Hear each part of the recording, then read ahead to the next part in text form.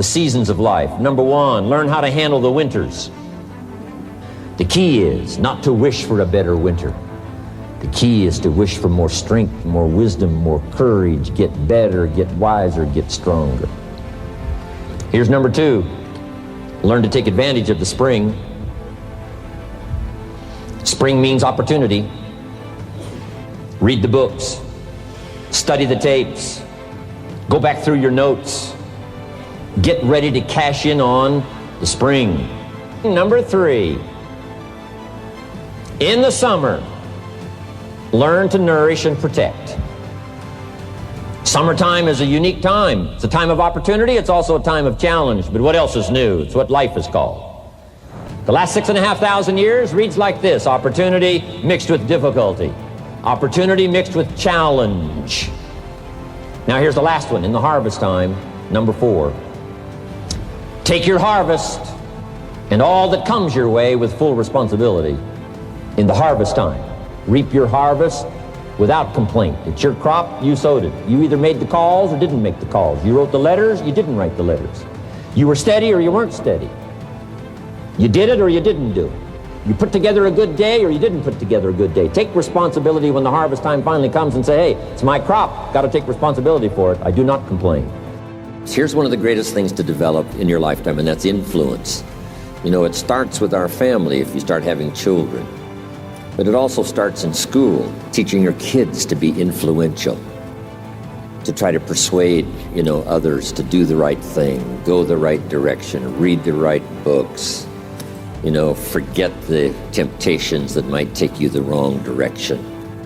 Ambassadors of good thinking, ambassadors of,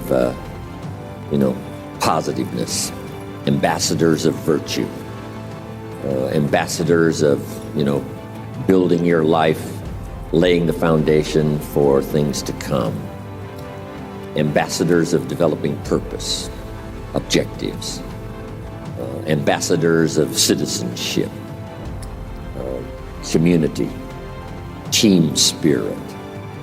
If children can start early, not just being themselves, but lending their influence on the positive side, that's the key.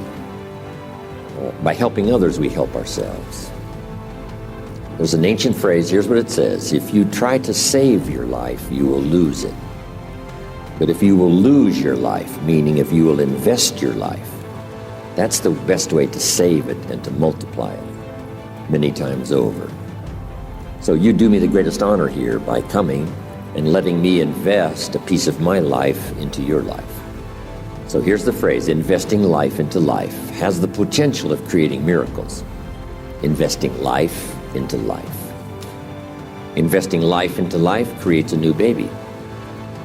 But investing life into life with ideas, information, association, influence can create enterprise, can create a corporation, can create a business, can create a movement, can create something that benefits many more people than just those few that might have invested in each other's lives.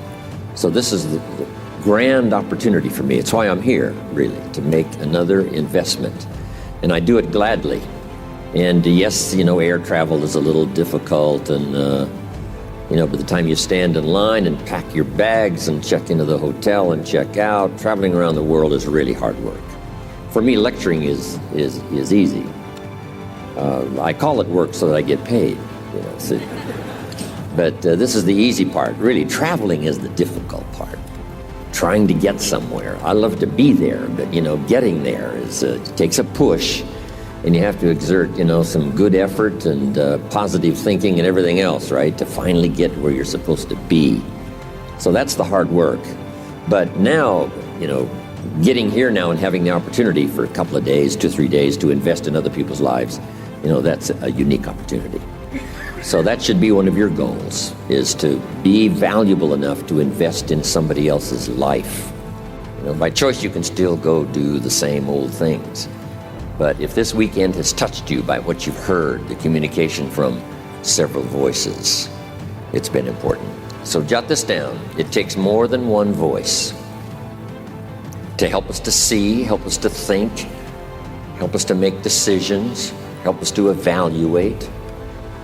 It takes a variety of personalities, messages, points of view, the weight of experience. If it comes from several sources, it can be just incredibly valued when you sum total it. And I'm just happy to be part of this sum total of good voices. Okay, let's talk about setting goals. When I first met Earl Schoaf, not long after we had met each other, he asked me, Mr. Rohn, maybe here's one of the best ways I can help you. He said, let me see your current list of goals and let's go over them and talk about them. He said, I've got the experience. And he said, let's do it. And I said to him, I don't have a list. He said, wow, you don't have a list of your goals? I said, no. He said, well, if you don't have a list of your goals, he said, I can guess your bank balance within a few $100s. Which he did. And I thought, isn't that something? Then I said to him, you mean if I had a list of goals, it would change my bank balance? He said, drastically. So that got my attention. And all those years ago, I learned how to set goals. The promise of the future is an awesome force. We look back for experience, but we have to look forward now for inspiration.